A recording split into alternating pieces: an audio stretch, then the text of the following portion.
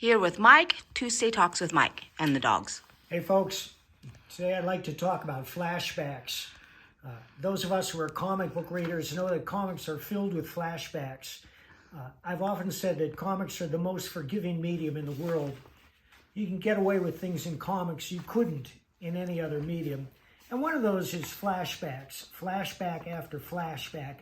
It's so easy to say, meanwhile, back in 1954, and then the scene switches to 1954, you don't have to worry about a big special effects budget or getting all those classic cars together. You just draw them. I think that people tend to overuse flashbacks. I prefer a linear narrative.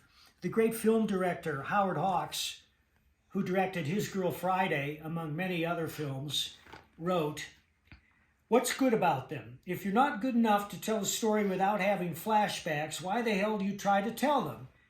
Oh, I think some extraordinarily good writer can figure out some way of telling a story in flashbacks, but I hate them, just like I hate screwed up camera angles. I like to tell it with a simple scene. I don't want to be conscious that this is dramatic because it throws it all off." And that's an important statement. Being conscious that this is dramatic, especially in comics. A lot of writers, when they're writing a dramatic scene, they think, oh, this is so dramatic.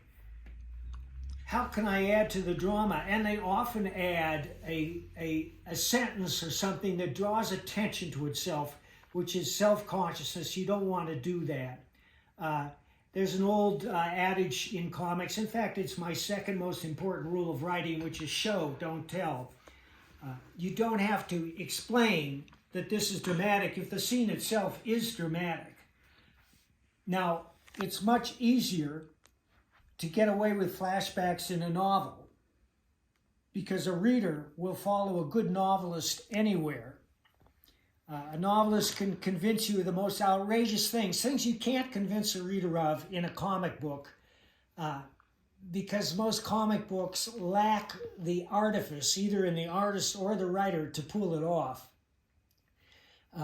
If you want to fill in the story about the protagonist's childhood, I say start at the beginning. I have always preferred a linear narrative. This doesn't mean I don't use flashbacks. I use them very sparingly.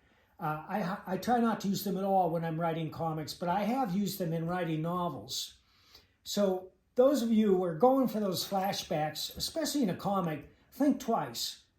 Wouldn't it be better to start with the flashback, with you are there, and not announcing it's a flashback, but simply saying New York, 1939, and then you close in on your protagonist or whoever it is you're discussing, and let them do what they're going to do to fill in the backstory.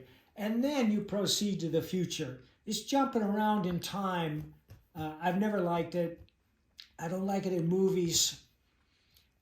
I don't like it in comics. I put up with it in novels. Okay, very good. And any words of wisdom besides put on a hat?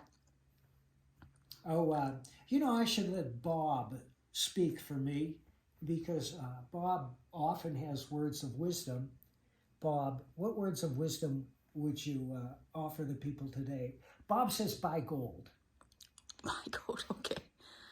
Any exciting projects we should know about or things We're going on? We're about to launch the second Florida Man graphic novel. It's called Hogzilla. And it's about a 1,000-pound feral hog with whom Gary must do battle. Wow. All right, that sounds pretty cool. So this is Bob leaning on Mike's shoulder. And Freddie, do you want to show your little... Freddie's sleeping. Please don't bother Freddie. Freddie's swaggies. All right, thank you for watching. Appreciate you subscribing and ringing the bell. Bye-bye.